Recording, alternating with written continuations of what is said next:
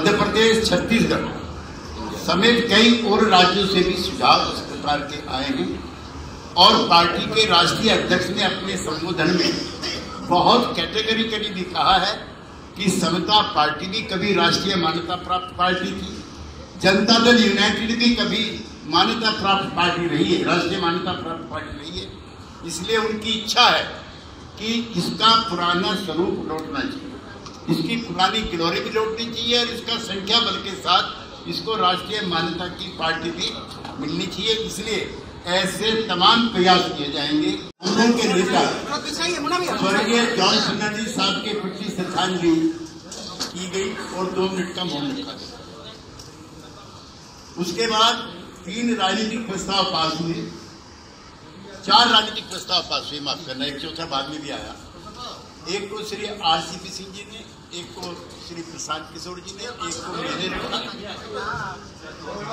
और पार्टी ने इससे पहले भी तय किया था।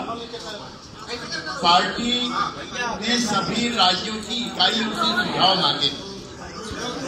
बिहार से 12वीं पार्टी के चुनाव लड़ने की क्या संभावनाएं हो सकती, उसके लिए पार्टी के राष्ट्रीय अध्यक्ष को यद्यपि पार्टी ने सर्वसम्मति से ऑथराइज किया है कि राज्यों का नाम और सीटों का संख्या तय करने का अधिकार राष्ट्रीय कार्यकारिणी ने श्री नीतीश कुमार जी को दिया है, लेकिन उन्होंने श्री आरसीपी सिंह, श्री प्रशांत किशोर और मुझको लेकर के 3 लोगों की एक कमेटी का गठन किया है जो राज्यों के सभी नेताओं से बातचीत करेगी, चर्चा करेगी और पार्टी के राष्ट्रीय अध्यक्ष को जो अंतिम फैसला इसमें देंगे उससे अवगत कराएंगे।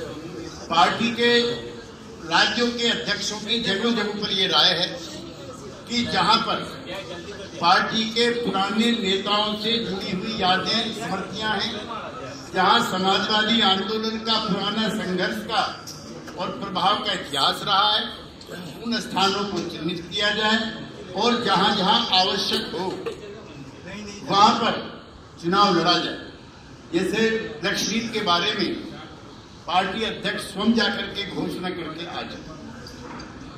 इसी तरह से नॉर्थ ईस्ट में भी सिटीजन अमेंडमेंट बिल 1916 को जिस मुस्तैदी के साथ जेडीयू ने विरोध किया है, राज्यसभा में हमारे सदन के नेता श्री आरसीपी सिंह जी बैठे हैं, कैसे इन लोगों ने और पार्टियों से कोऑर्डिनेट करके उसको पास नहीं होने दिया राज्यसभा में, तो वहां भी पार्टी की संभावनाएं बढ़ी हैं।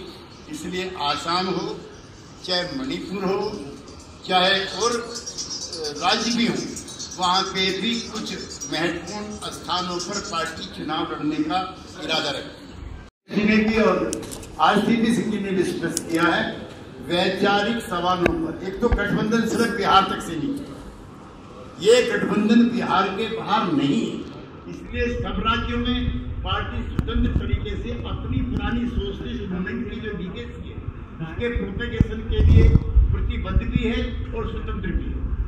समता पार्टी के समय जब ये जनता दल यू के समय जब ये एनडीए प्रथम में अटल बिहारी वाजपेयी के नेतृत्व में हम आए थे, वो मुद्दे हमने तब भी स्पष्ट कर दिए और उन मुद्दों को कल राष्ट्रीय अध्यक्ष ने बहुत प्रखरता के साथ तीनों दलों के नेताओं की और कार्यकर्ताओं की और जनता की जनसभा में फिर उसको रेखांकित। जम्मू कश्मीर में अब जब ये नया विवाद चला है उसके रहते कुछ लोगों ने फिर राग अलापना शुरू किया है, आर्टिकल 370 को समाप्त किया जाए और 35A को डायरेक्ट। पार्टी का स्पष्ट मत है आर्टिकल 370 को रखा जाए, इसमें की गई कोई भी छेड़छाड़ देश की एकता और अखंडता के लिए। यूनिफॉर्म सिविल कोड का मामला आया था, राष्ट्रीय अध्यक्ष ने लॉ कमीशन के चेयरमैन डॉक्टर BS चौहान को तब भी चिट्ठी लिखी। राज्यसभा में हमारे नेताओं ने भी ये सवाल उठाया था कि जिन संप्रदायों से जुड़ा हुआ ये मामला है उनके लोगों को डिसीजन मेकिंग का हिस्सा बनाने के बाद कोई इसमें संशोधन किए।